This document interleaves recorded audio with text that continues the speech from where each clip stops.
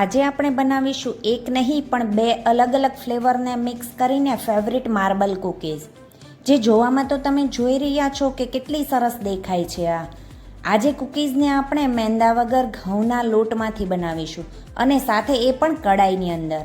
અને જો તમારી પાસે મોલ્ડ ના હોય તો વગર મોલ્ડે તમે સ્ટીલની થાળીમાં કેવી રીતે કૂકીઝ બનાવી શકાય એ પણ આજે આપણે જોઈશું. તો છોકરાઓ માટે ખૂબ જ કામની રેસીપી છે આ, અને એકદમ ટેસ્ટી બને છે આ કૂકીઝ. તો ચાલો ફટાફટ બનાવવાનું ચાલુ કરીએ. તો માર્બલ કૂકીઝ બનાવવા માટે સૌથી પહેલાં લઈશું આપણે અડધો કપ એટલે કે 100 ગ્રામ બટર. મેં અહીંયા અમૂલનું સોલ્ટેડ બટર લીધું છે. તમે અનસોલ્ટેડ બટર અથવા તો દેશી ઘીથી પણ આ કૂકીઝને બનાવી શકો છો. બસ જે પણ વસ્તુ લઈએ એ રૂમ ટેમ્પરેચર પર હોવી જોઈએ. જેમ કે હું એના ઉપર હાથ લગાવું છું તો ઇઝીલી પ્રેસ થઈ જાય છે. વધારે પડતું પીગળેલું કે વધારે પડતું જામેલું નહીં. રૂમ ટેમ્પરેચરવાળું ઘી અથવા તો બટરનો ઉપયોગ કરજો. હવે આપણે આને ફેટી લઈશું. ક્યાં સુધી ફેટવાનું છે કે જ્યાં સુધી આ બટર છે એ એકદમ ક્રીમી અને લાઇટ થઈ જાય, કલર અને ટેક્સચર બંનેમાં. અને આ મેં ફેટવા માટે હેન્ડ વિસ્કી યુઝ કર્યું છે.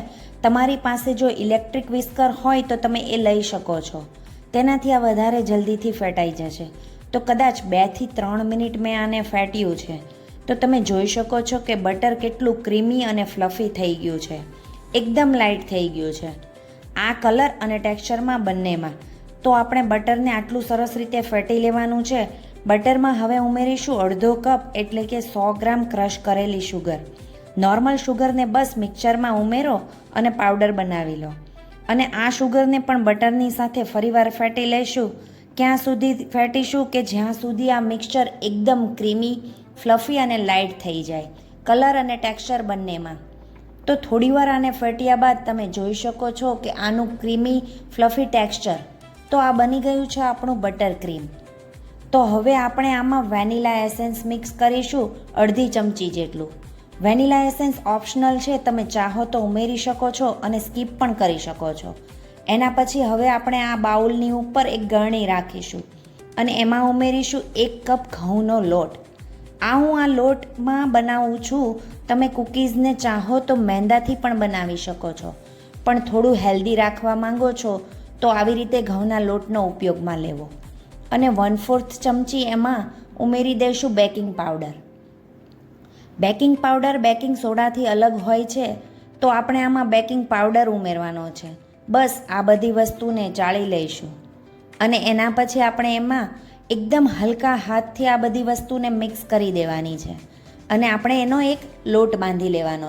પણ લોટની જેમ આપણે આને મસળીને બાંધવાનો નથી, બસ હલકા હાથે ભેગો કરીશું. તો લોટ હવે મારો બંધાઈ ગયો છે, પણ હજી આ થોડો કડક છે. તો આને થોડો ઢીલો કરવા માટે આપણે આમાં થોડું થોડું કરીને દૂધ ઉમેરીશું.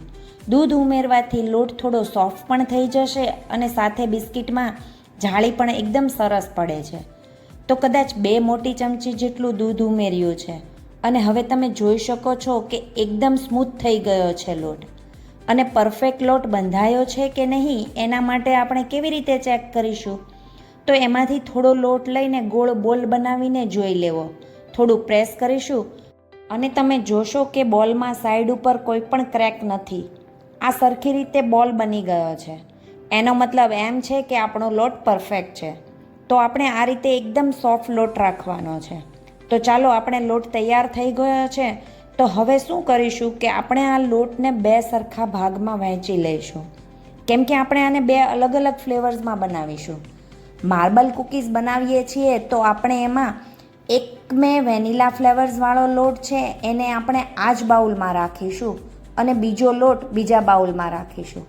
હવે કોઈ પણ એક લોટને આપણે ચોકલેટ ફ્લેવર દઈશું, જેના માટે ઉમેરી દઈશું 1 મોટી ચમચી જેટલો કોકો પાવડર અને સાથે 1 મોટી ચમચી અથવા તો 2 મોટી ચમચી જેટલું દૂધ ઉમેરી દઈશું જરૂરિયાત મુજબ, કેમ કે આ મિક્સચર થોડું કડક થઈ શકે છે. અને બસ આને મિક્સ કરી લેવાનું છે. એકદમ સરસ રીતે મિક્સ કરીશું અને આપણે આ ચોકલેટવાળો લોટ બનીને તૈયાર થઈ જશે. તો બસ હવે આપણા બંને લોટ બની ગયા છે. હવે આપણે આપણી કૂકીઝ બનાવવાની ચાલુ કરીએ. એની પહેલાં આપણું હોમમેડ ઓવન એટલે કે કડાઈને ગરમ કરવા મૂકી દઈશું. આજે આપણે કડાઈમાં બનાવીશું કડાઈ માટે જાડા તળિયાવાળી કડાઈમાં નીચે સ્ટેન્ડ મૂકવાનું છે અને એની ઉપર ઢાંકી દેવાનું છે. મીડિયમ ફ્લેમ પર 10 મિનિટ સુધી ગરમ થવા દઈશું. કૂકીઝ બનાવવા માટે તમે આ રીતનું કોઈ પણ એલ્યુમિનિયમનું કેક ટીન પણ લઈ શકો છો. એના બદલે કોઈ પણ એલ્યુમિનિયમની ટ્રે પણ લઈ શકો છો. અને જો તમારી પાસે કોઈ પણ એલ્યુમિનિયમની ટ્રે અથવા કેક ટીન ના હોય તો ઘરમાં જો કોઈ પણ સ્ટીલની થાળી હોય તેનો પણ ઉપયોગ કરી શકો છો. આ મોલ્ડને આપણે તેલથી ગ્રીસ કરી લેવાનું છે. બટરથી પણ ગ્રીસ કરી શકો છો અને ઓઇલથી પણ ગ્રીસ કરી શકો છો. તો હવે આપણો મોલ્ડ તૈયાર થઈ ગયો છે અને હવે કૂકીઝ બનાવવાનું ચાલુ કરીએ. તો એના માટે આપણે કરવાનું છે શું કે હવે આ જે બે અલગ અલગ ફ્લેવરના લોટ છે એમાંથી આપણી પાસે સૌથી પહેલાં એક લોટમાંથી નાના નાના બોલ્સ બનાવી લઈશું. બસ થોડો લોટ લેવાનો છે અને નાના નાના બોલ્સ બનાવવાના છે.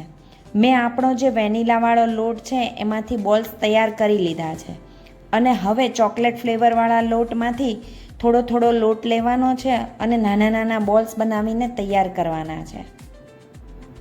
જેટલી સાઇઝની કૂકીઝ તમારે બનાવવાની છે એ પ્રમાણે જ આપણે આપણા બોલ્સની સાઇઝ બનાવવાની રહેશે. તો બસ હવે આપણા વેનીલા ફ્લેવર અને ચોકલેટ ફ્લેવરવાળા નાના નાના બોલ્સ બનીને તૈયાર થઈ ગયા છે. હવે આપણે આનાથી કૂકીઝ કઈ રીતે બનાવીશું? તો એના માટે આપણે ખૂબ જ ઇન્ટરેસ્ટિંગ કામ કરવાનું છે. આપણે શું કરીશું તો કોઈ પણ એક ફ્લેટ સરફેસ પર આ બોલ્સને આપણે ગોઠવવાના છે. કેવી રીતે? તો એક ચોકલેટવાળો બોલ્સ, એક બીજો વેનીલા અને ત્રીજો ચોકલેટ, ચોથો વેનીલા અને પાંચમો ચોકલેટ અને છઠ્ઠો વેનીલા. આ રીતે 3 ચોકલેટવાળા બોલ્સ અને 3 વેનીલાવાળા બોલ્સને આપણે મૂકવાના છે. એના પછી આપણે એને સેન્ટરમાં લઈ આવીશું કે આ બધા બોલ્સ એકસાથે ચીપકી જાય અને પછી આ રીતે બધા બોલ્સને ઉઠાવી લઈશું અને હાથથી જ એને થોડું થોડું પ્રેસ કરી દઈશું અને પછી લાડુ બનાવીએ એ રીતે હાથથી ગોળ ગોળ કરીને એક સરખી પેટર્ન બની જશે અને પછી થોડું પ્રેસ કરી દઈશું અને કૂકીઝ બનાવી દઈશું. તો બસ આપણી આ એક માર્બલ કૂકીઝ બનીને તૈયાર થઈ ગયું છે. તમે જોઈ શકો છો કે એક સરસ મજાની પેટર્ન બનીને તૈયાર થઈ ગઈ છે જે ખૂબ જ સરસ દેખાય છે. તો એકદમ જ ઇઝી છે આ બનાવવાનું. આ રીતે બધી જ કૂકીઝને બનાવીને રેડી કરી લેવાની છે. આ કૂકીઝમાં હર વખતે એક નવી પેટર્ન બનીને તૈયાર થાય છે જે દેખાવમાં ખૂબ જ સરસ દેખાય છે. તો બસ હવે આપણી આ બધી જ કૂકીઝ બનીને તૈયાર થઈ ગઈ છે. અને હા, હવે આ કૂકીઝને બનાવ્યા પછી આને આપણે મોલ્ડમાં ગોઠવી દઈશું. તો એના માટે કૂકીઝને હંમેશા મોલ્ડની સાઈડથી આગળ રાખીશું અને બે કૂકીઝની વચ્ચે પણ થોડી જગ્યા રાખવાની છે. આવું આપણે એટલા માટે કરીએ છીએ કે જ્યારે કૂકીઝ બેક થશે ને તો એ સાઇઝમાં પણ થોડી મોટી થાય છે. એટલા માટે આપણે એની આજુબાજુમાં થોડી જગ્યા છોડી દેવાની છે. તો બસ બધી જ કૂકીઝ અરેન્જ થઈ ગઈ છે અને હવે આપણે આને બેક થવા માટે રાખી દઈશું. કડાઈ પણ ખૂબ જ સરસ રીતે ગરમ થઈ ગઈ છે તો એના માટે આપણે બેક કરવા મૂકી દઈશું અને આ કૂકીઝને હવે આપણે બેક કરીશું તો લો ફ્લેમ પર લગભગ 20થી 25 મિનિટ માટે. કૂકીઝનો બેક થવાનો ટાઈમિંગ છે એ હંમેશા કૂકીઝની સાઇઝ અને થિકનેસ પર ડિપેન્ડ હોય છે. તમારી કૂકીઝ એકદમ પતલી પતલી છે તો આ 15 મિનિટમાં પણ બેક થઈ જશે અને એના કરતાં થોડી જાડી હશે તો એ 25 મિનિટથી પણ વધારે બેક થવામાં સમય લઈ શકે છે.